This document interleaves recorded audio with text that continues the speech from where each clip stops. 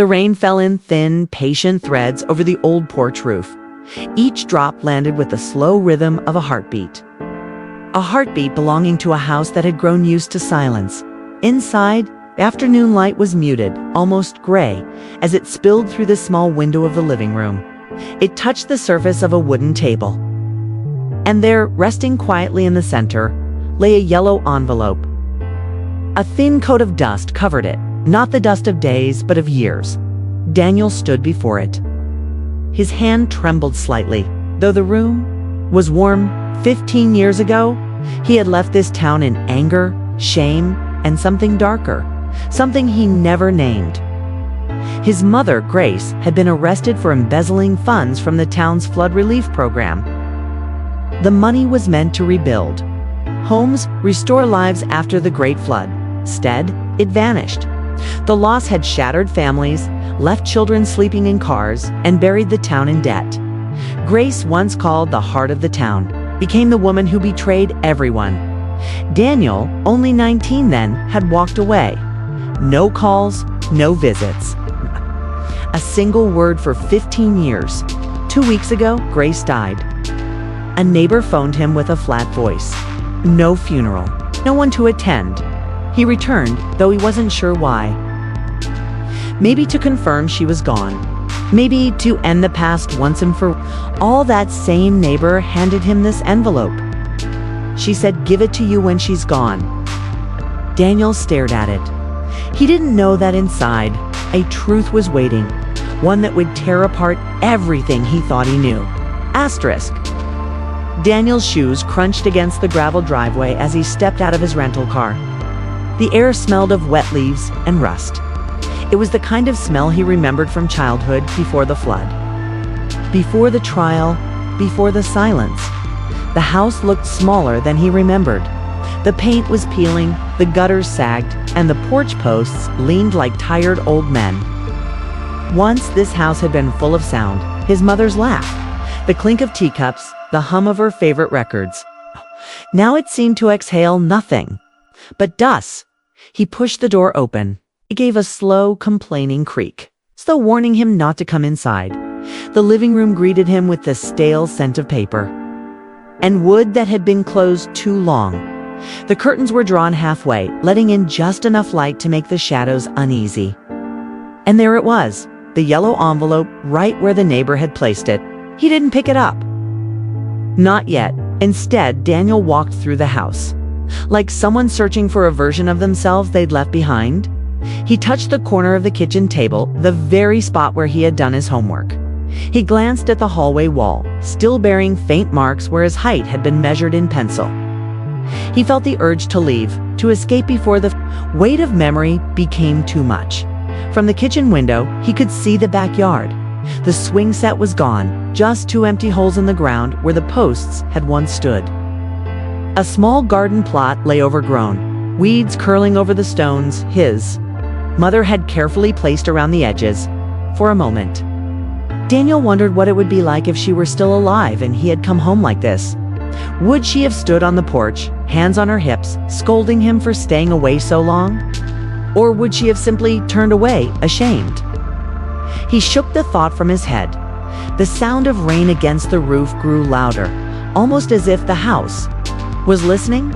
Sat down in the armchair opposite the table, the envelope sitting there like a quiet challenge.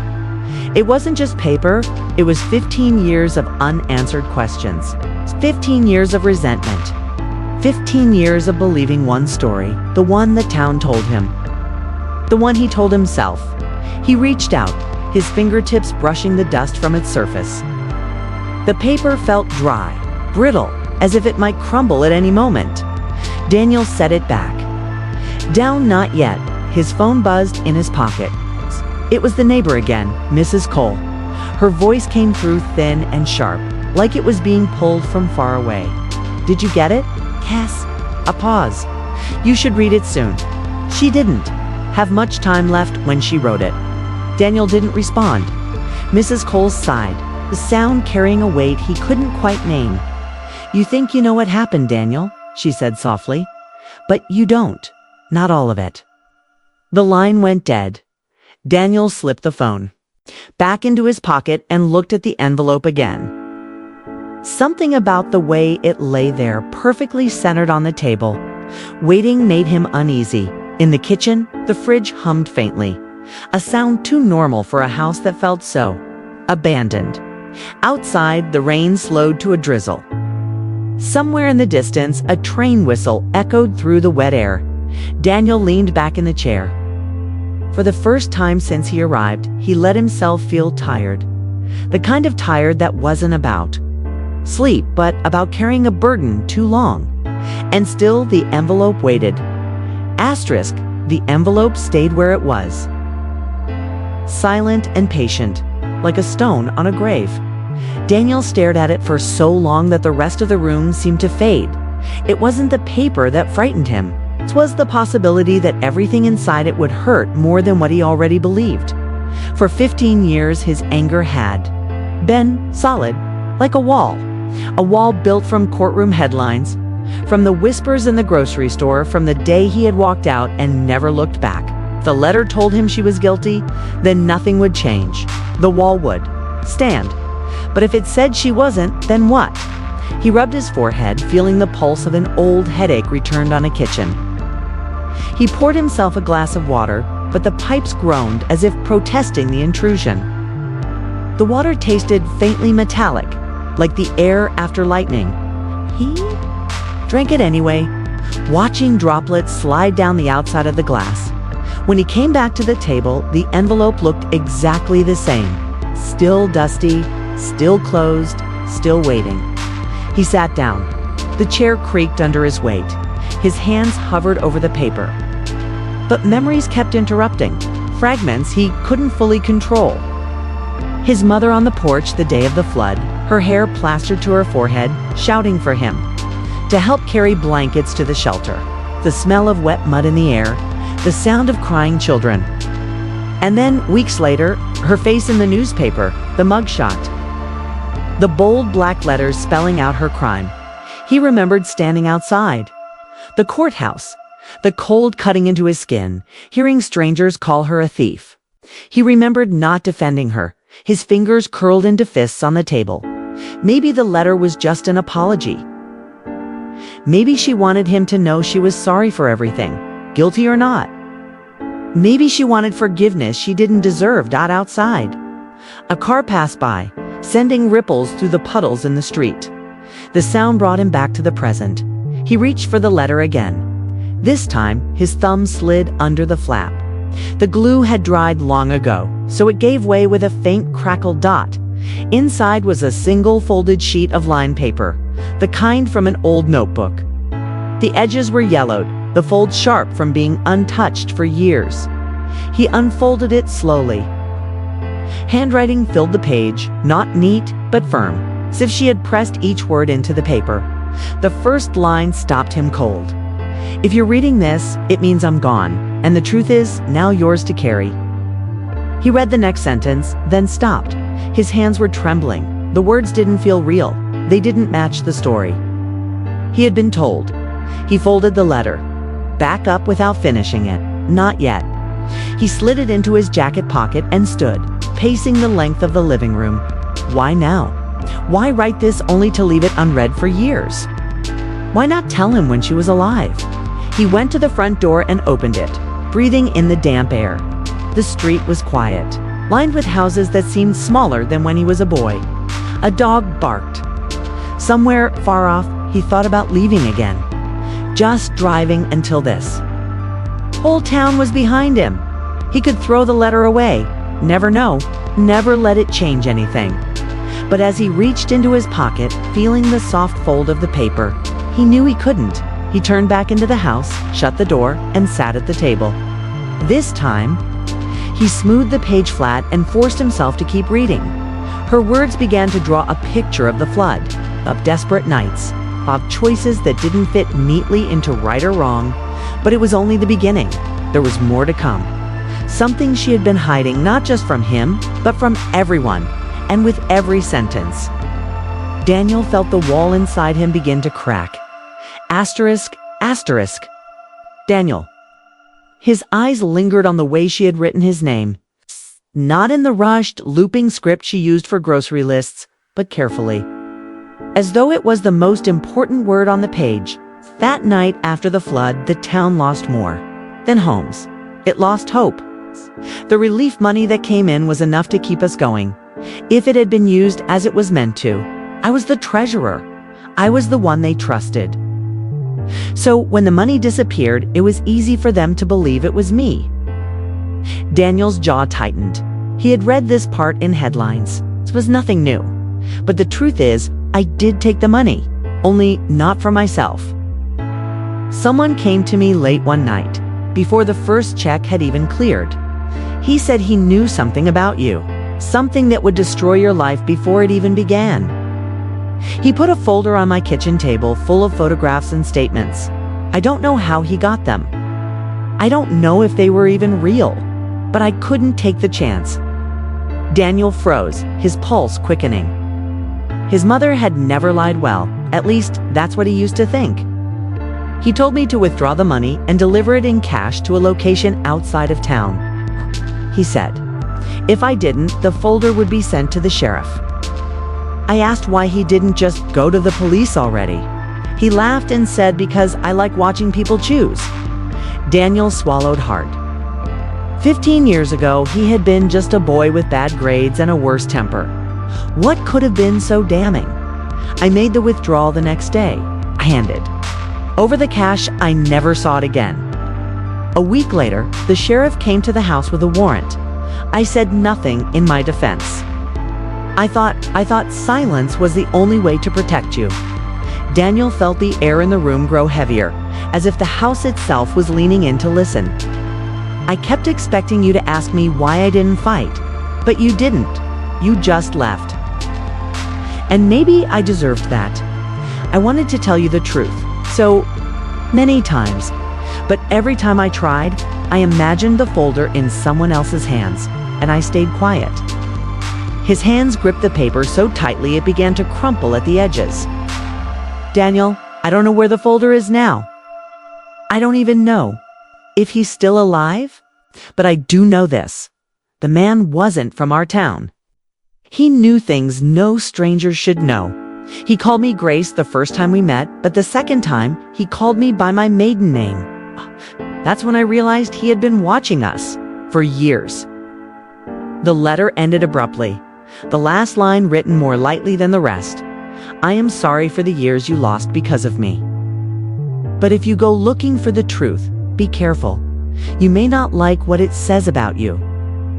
Daniel stared at the paper long after he had read the final word. It felt like the room had shifted, like the floor beneath him was no longer level. The anger he had carried for 15 years was still there, but it was no longer alone. Something darker crept in beside it. Suspicion. What could possibly have been in that folder? What did this stranger know? And why had his mother been so certain it would destroy him? He rose from the table and went to the front window. The rain had stopped. The sky outside was a dull silver, the kind that comes just before nightfall. The street was empty, but for a brief moment, Daniel thought he saw movement at the corner, the shadow of someone stepping back out of sight. His phone buzzed again, a new message from an unknown number. You have your mother's letter now. Ready to hear my side of the story? Daniel's breath caught in his throat. He didn't reply. Not yet. Instead, he folded the letter carefully, slid it back into the envelope, and slipped it into his jacket. Whatever this was, it wasn't over. In fact, it felt like it was only just beginning. Daniel didn't sleep that night. The unknown message glowed in his mind like a warning light. He couldn't switch off. By morning, the rain had cleared. The streets smelled of damp asphalt and wood smoke. He stepped outside, the envelope heavy in his jacket pocket, and began walking toward town. The local cafe was still there, same chipped red paint, same bell above the door that rang like a question. Inside, the air was thick with the smell of coffee and old vinyl booths. Heads turned when he entered. A few people whispered. 15 years hadn't erased his connection to Grace's scandal. At the counter, he spotted Mrs. Cole, the neighbor who had given him the letter. She was stirring her tea slowly, watching the liquid turn darker. "You read it?" she asked without looking up. "Yes." Her eyes flicked to him, and there was more to the story. Mrs. Cole's jaw tightened. "There always is. But some people prefer the simpler version." Daniel leaned in. "Did you ever see a man hanging around the house? Someone not from here?" Her spoon stopped. "It's tall. Wore a dark coat even in summer." Daniel nodded. "I saw him once. Year before the flood, thought he was a salesman. Grace told me never to mention it." A chill went through him. "You know his name?" "No." But she hesitated, then reached into her purse and pulled out a faded business card. The edges were frayed, the ink slightly smudged. "I found this in your mother's mailbox after she left. No return address, just a name." Daniel turned the card over. 2 words stared back at him: Henry Vale. The name meant nothing, yet it felt wrong. Like a note played slightly off-key, Mrs. Cole lowered her voice. "People say he knew things about everyone, things you wouldn't want told. Your mother wasn't his first?" Daniel slipped the card into his pocket. "Where can I find him?" She gave a humorless laugh. "If he wants to find you, he will." When Daniel stepped back onto the street, the sun was low, casting long shadows. He had barely taken 10 steps when his phone buzzed again. "Unknown number, calf talk, won't help you. Meet me where the river bends. Tonight, alone. The river bend." He knew the place, a narrow curve where the floodwaters had once spilled. Over the same spot where he and his friends had skipped stones as kids by nightfall. Fog had rolled in from the water, curling around the trees. Daniel approached cautiously. His footsteps muffled by the wet grass, a figure stepped out from the shadows. Tall, dark coat, Henry Vale. Daniel asked, but the man smiled faintly. "Your mother kept my name, I see." Daniel's hands tightened. "In 2 fists? What did you have on me? What was in that folder?" Henry tilted his head. "Still think this is about your mother's crime?" "She said you blackmailed her to protect me." "She told you part of it," Henry said, taking a step closer. "But not the part that matters. The folder wasn't just about you, Daniel. It was about both of you, about something you don't remember." The fog thickened, swallowing the space between them. Daniel's pulse pounded in his ears. "Then tell me." Henry's smile widened, slow and deliberate. "Oh, I will. But understand, once you know, there's no going back to the person you were yesterday." Daniel stood in the fog, the damp air clinging to his skin. Henry Vale's eyes were calm. Too calm for someone delivering the kind of truth Daniel could feel pressing in from all sides. "What do you remember about the night before the flood?" Henry asked. Daniel shook his head. "I was at home, sleeping. Were you?" Henry's voice was soft, but carried an edge. "The police report says otherwise. Not that it was ever filed publicly." Daniel felt his chest tighten. "What are you talking about?" Henry reached into his coat and pulled out a thin folder, not thick like Daniel had imagined, but worn at the edges as if it had been handled hundreds of times. "Your mother took the money to keep this from the sheriff," Henry said, holding it out. "But not because she thought you'd go to prison. Because she knew the truth would change the way you saw yourself." Daniel hesitated, then snatched the folder. Inside were only 3 items: a grainy photograph, a handwritten witness statement, and a copy of an old police intake form. The photograph showed a boy, him, standing under a streetlight, soaked to the skin. His hands were red, not from the floodwater, from blood. The statement was from a woman named Edith Granger. Daniel recognized the name. She had lived 2 streets over. Her son, a year younger than him. It read, "I saw Daniel on the night before the flood outside our shed. My husband was on the ground. Daniel was holding the wrench." Daniel's vision blurred. "No, Henry spoke evenly. Her husband died that night. The flood buried the story. Your mother made sure no one dug it up." Daniel shook his head violently. "I don't remember this." I would remember, would you? Henry interrupted. You were 19. You'd been drinking. You fought with him earlier that week. He called you worthless. If your mother found you standing over him, she got you home, cleaned you up, and the flood washed away the rest. Daniel's mind spun. The memory was a shadow, something half-formed, like a nightmare he'd tried to forget. She took the money because I told her I'd hand this to the sheriff if she didn't. Henry continued. She thought she was protecting you. Damn it. I wasn't the only one who knew. Others saw. They stayed quiet out of fear or loyalty.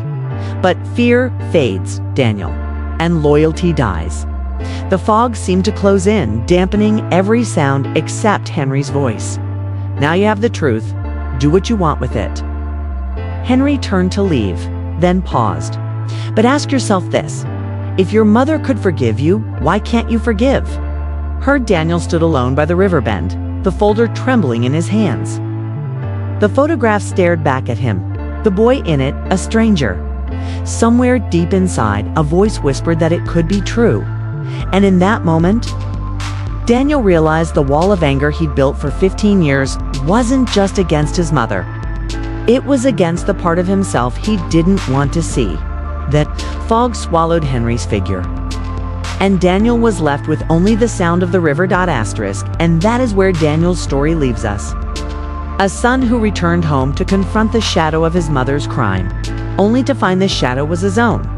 We may never know exactly what happened the night before the flood. Was the photograph proof, or just a cruel manipulation? Was Daniel truly guilty, or was he the final victim in a chain of lies that began long before he ever left town? What we do know is this: the truth is rarely simple, and sometimes the person we've spent years blaming was the only one standing between us and the parts of ourselves we couldn't bear to face. Think about that for a moment.